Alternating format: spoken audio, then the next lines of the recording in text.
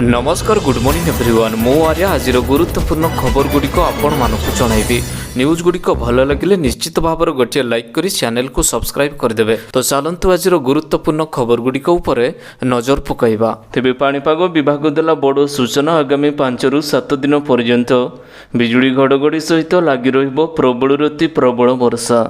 आगामी 5 ରୁ 7 दिन पर्यंत समग्र राज्य में तुआकुतुआ वर्षा हेबा नहीं संभावनाटी अधिक रही। एसहित वज्रपात एवं घड़घड़ी हेबार संभावनाटी अधिक रही, जो सतर्क सूचनाटी जारी करिछि भुवनेश्वर आंचलिक पाणीपाग केन्द्र। दक्षिण बांग्लादेश एवं तार पार्श्ववर्ती गंगेय पश्चिम बंगरे सृष्टि होइतिबा घूर्णिबलय प्रभाव में ओडिशा रे लागि रहिबो वर्षा।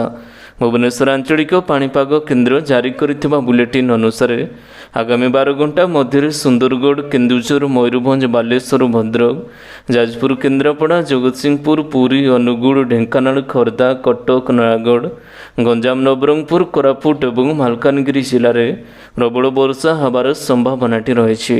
यही सबु जिले में 7 ରୁ 11 सेंटीमीटर पर्यंत वर्षा हेबो। सेहीपरि केन्दुझर, मयूरभंज, बालेश्वर, भद्रक, केन्द्रापड़ा, जाजपुर, जगतसिंहपुर, खोर्धा, नयागढ़, गंजाम, गजपति, पुरी, रायगड़ा, कंधमाल और बौद्ध जिले में केतेक अंचल में वज्रपात और घड़घड़ी हेबो। परवर्ती खबर समस्त छात्र छात्री मानू 7,500 टंका देवे सरकार। तेबे वर्तमान समय उभय केंद्र एवं राज्य सरकार उभय छात्र छात्री शिक्षा क्षेत्र को विशेष भाव में ध्यान देउछंदी। तेबे उच्च शिक्षा पर सरकार सहायता प्रदान करेंगे। यह योजन छात्र छात्री मानू सरकार 7,500 टंका प्रदान करुछंदी।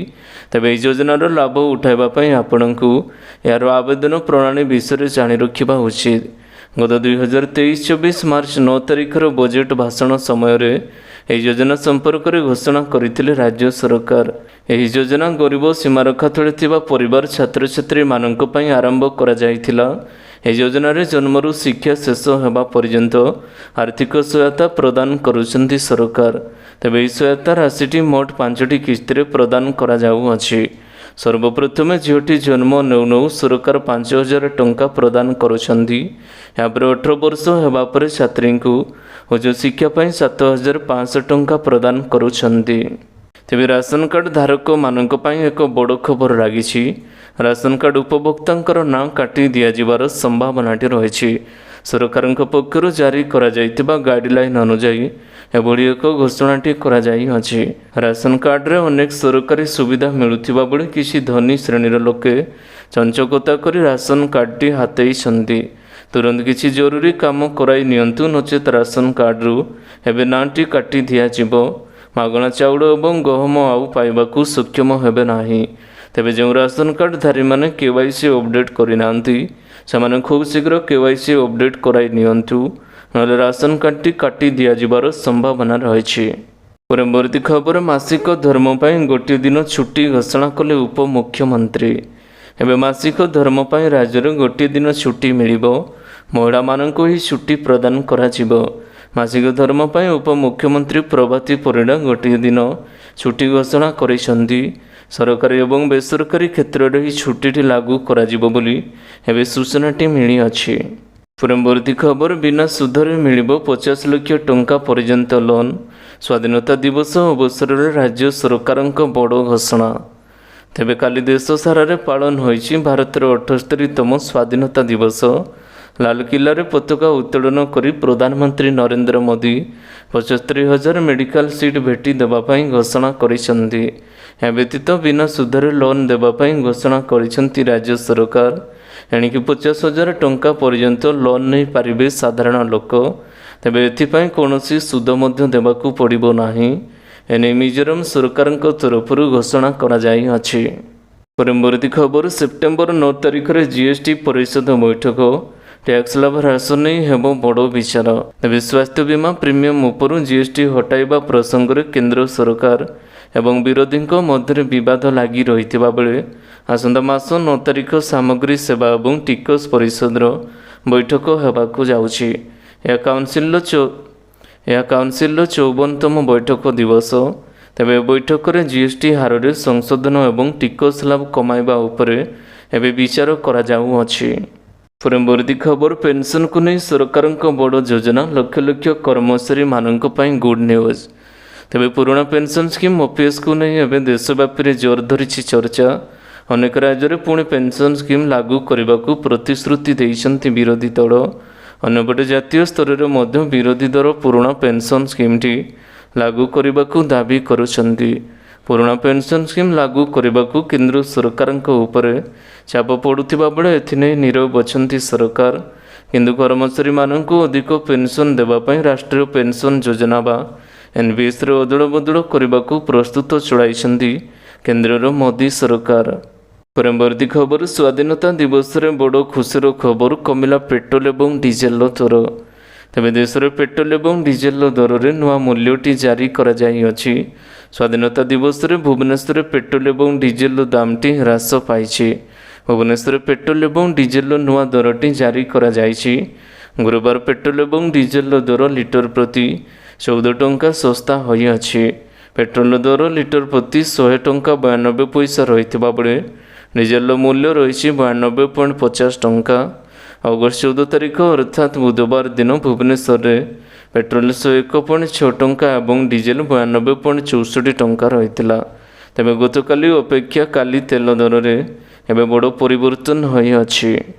ପରବର୍ତ୍ତୀ ଖବର ଚାଷୀ ଭାଇମାନଙ୍କ ପାଇଁ ସତର୍କ ସୂଚନା 24 ଘଣ୍ଟାରେ ପୁଣି ଏକ ବଡ଼ ଲଘୁଚାପ।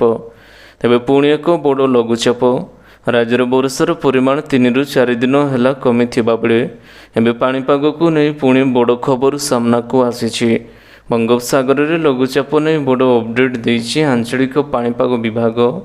ଭୁବନେଶ୍ୱର ସ୍ଥିତ ଆଞ୍ଚଳିକ ପାଣିପାଗ ବିଭାଗର ପୂର୍ବାନୁମାନ ଅନୁଯାୟୀ ଆସନ୍ତା 24 ଘଣ୍ଟା ମଧ୍ୟରେ ବଙ୍ଗୋପସାଗରରେ ଲଘୁଚାପ କ୍ଷେତ୍ରଟି ସୃଷ୍ଟି ହେବାର ଯଥେଷ୍ଟ ସମ୍ଭାବନା ରହିଛି। ପ୍ରଭାବରେ ରାଜ୍ୟର ବିଭିନ୍ନ ଜିଲ୍ଲାରେ ବର୍ଷାର ପରିମାଣଟି ବଢ଼ିବ।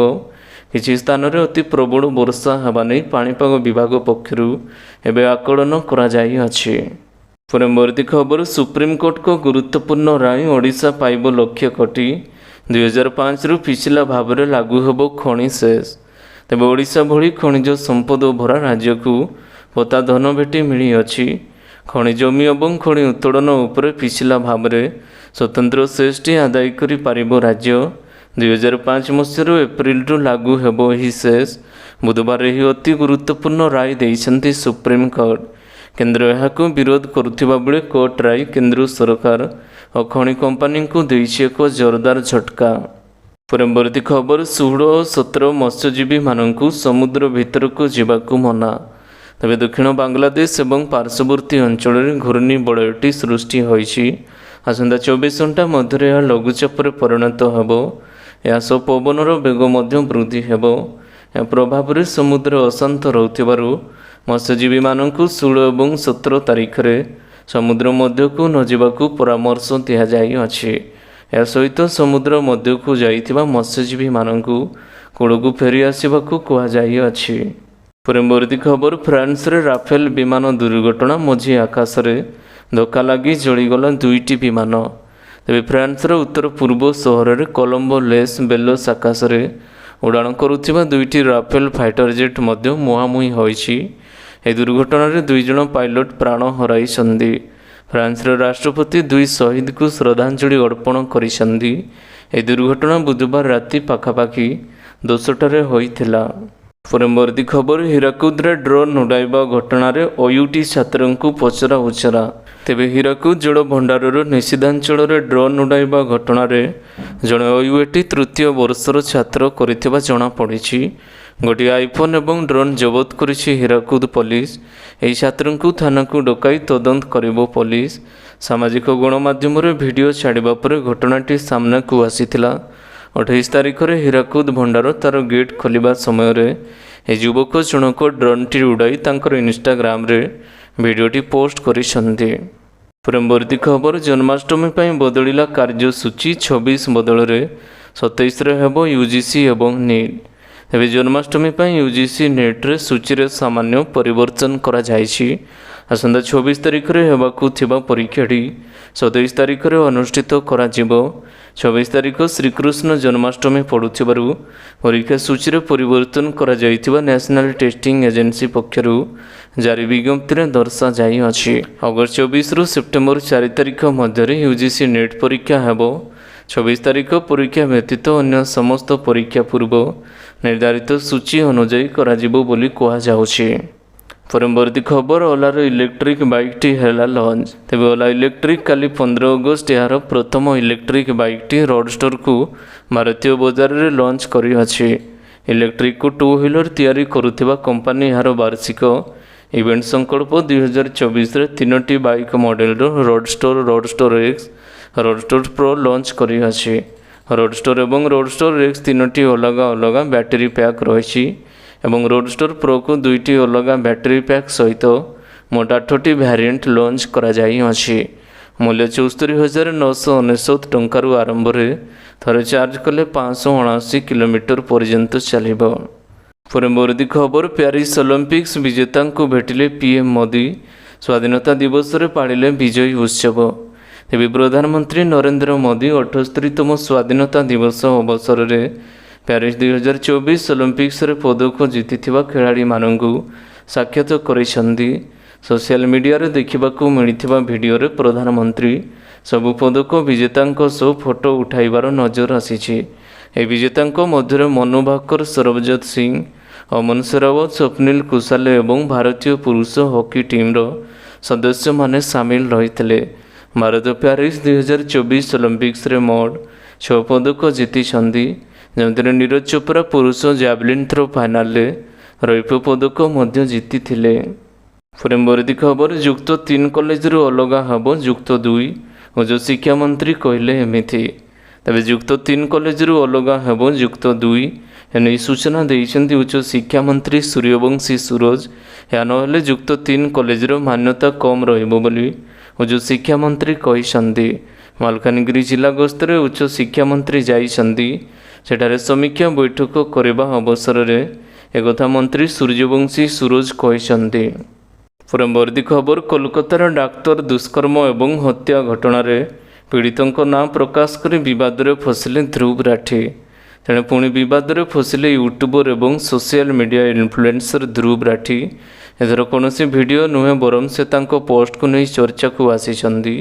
ପ୍ରକାଶ ଏହି ପୋଷ୍ଟରେ ଧ୍ରୁବ ରାଠି କୋଲକାତାର ଉକ୍ତ ମହିଳା ଡାକ୍ତରଙ୍କ ପରିଚୟ ସାମ୍ନାକୁ ଆଣିଛନ୍ତି, ଯାହାଙ୍କ 9 ଅଗଷ୍ଟରେ ଦୁଷ୍କର୍ମ ପରେ ହତ୍ୟା କରାଯାଇଥିଲା।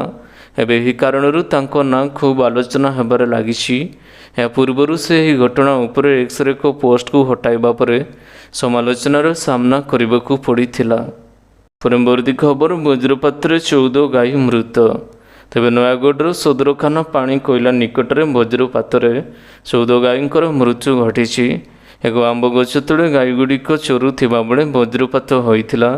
ସ୍ଥାନୀୟ ଖଡ଼ଗପ୍ରସାଦ ଏବଂ କାଦୁଅ ଗ୍ରାମରେ ଗାଈଗୁଡ଼ିକ ଚରାଇବା ପାଇଁ ଗାଈ ଚରାଳି ପାଣି ପାଇଲା ଚିନିକଳ ସାମ୍ନା ଆମ୍ବ ତୋଟାରୁ ନେଇଥିଲେ। ଅପରାହ୍ନ ପ୍ରାୟ 2:30 ସମୟରେ ହଠାତ୍ ପବନ ବର୍ଷା ଆସିବାରୁ ଚରାଳି ଗାଈଗୁଡ଼ିକ ଆମ୍ବ ତୋଟାରେ ଛାଡ଼ିଦେଇ ସୁରକ୍ଷିତ ସ୍ଥାନକୁ ଚାଲି ଆସିଥିଲେ। ସେହି ସମୟରେ ହଠାତ୍ ବଜ୍ରପାତ ହେବାରୁ ଘଟଣାସ୍ଥଳରେ 14ଟି ଗାଈଙ୍କର ମୃତ୍ୟୁ ହୋଇଅଛି। ପରବର୍ତ୍ତୀ ଖବର, ମୋବାଇଲ ରିଚାର୍ଜ ପଡ଼ିଲା ମହଙ୍ଗା। ବିଏସ୍ଏନ୍ଏଲ୍କୁ କରୁଛନ୍ତି ସମସ୍ତେ ନମ୍ବର ପୋର୍ଟ। ତେବେ ମୋବାଇଲ ରିଚାର୍ଜ ମହଙ୍ଗା ହେବା ପରେ ଗ୍ରାହକଙ୍କୁ କ୍ଷତି ସହିବାକୁ ପଡ଼ୁଅଛି। ଭୋଡାଫୋନ୍ ଆଇଡିଆର ସିଇଓ ଅକ୍ଷୟ ମୁଥୁଣ୍ଡା ମଙ୍ଗଳବାର ଦିନ କହିଛନ୍ତି ଯେ ଜୁଲାଇରେ ଟାରିଫ ବଢ଼ିବା ପରେ ସରକାରୀ କମ୍ପାନୀ ଏବଂ ବିଏସ୍ଏନ୍ଏଲ୍ରେ ଗ୍ରାହକମାନଙ୍କ ପାଇଁ ସଂଖ୍ୟାରେ ବୃଦ୍ଧି ଘଟିଛି। ଅର୍ଥାତ୍ ଭୋଡା ଆଇଡିଆର ଗ୍ରାହକ ବିଏସ୍ଏନ୍ଏଲ୍ ନିଜର ନମ୍ବର ପୋର୍ଟ କରୁଛନ୍ତି। ଭିଆଇ ବ୍ୟତୀତ ଜିଓ ଏବଂ ଏୟାରଟେଲରେ ମଧ୍ୟ ନିଜର ସମସ୍ତ ରିଚାର୍ଜକୁ ମହଙ୍ଗା କରିସାରିଛନ୍ତି। ହେଲେ ବିଏସ୍ଏନ୍ଏଲ୍ ନିଜ ରିଚାର୍ଜର ମୂଲ୍ୟକୁ ଅପରିବର୍ତ୍ତିତ ରଖିଛନ୍ତି। ଭୋଡା ଆଇଡିଆ 5G ନେଟୱାର୍କ ହୋଇଥିବା ବେଳେ ବିଏସ୍ଏନ୍ଏଲ୍ 5G ନେଟୱାର୍କ ଖୁବ୍ ଶୀଘ୍ର ଦେଶରେ ରୋଲ୍ ଆଉଟ୍ ହେବାକୁ ଯାଉଛି। ଏକ ମିଡ଼ିଆ ରିପୋର୍ଟ ଅନୁଯାୟୀ ପ୍ରତିଦିନ 300ରୁ 400 ନମ୍ବର ବିଏସ୍ଏନ୍ଏଲ୍ରେ ପୋର୍ଟ ହେଉଅଛି। ତେବେ ଆଶା କରୁଛି ଆଜିର ଗୁରୁତ୍ୱପୂର୍ଣ୍ଣ ଖବରଗୁଡ଼ିକ ଆପଣମାନଙ୍କୁ ନିଶ୍ଚିତ ଭାବରେ ଭଲ ଲାଗିଥିବ। ଯଦି ଭଲ ଲାଗିଥାଏ ଭିଡ଼ିଓକୁ ଗୋଟେ ଲାଇକ୍ କରନ୍ତୁ ଏବଂ ଚ୍ୟାନେଲକୁ ସବସ୍କ୍ରାଇବ୍ କରିବା ପାଇଁ ବିଲକୁଲ ବି ଭୁଲନ୍ତୁ ନାହିଁ। ଆପଣଙ୍କ ଭଲ ପାଇବା ସ୍ୱରୂପ ଭିଡ଼ିଓକୁ ସେୟାର କରିଦେବେ। ପୁଣି ଦେଖାହେବ ଲାଟେଷ୍ଟ ଅପଡ଼େଟ୍ରେ। ସେତେବେଳ ପର୍ଯ୍ୟନ୍ତ ବିଦାୟ ନେଉଛି। ବନ୍ଦେ ମାତରମ୍, ଟେକ୍ କେୟାର, ବାଏ ବାଏ।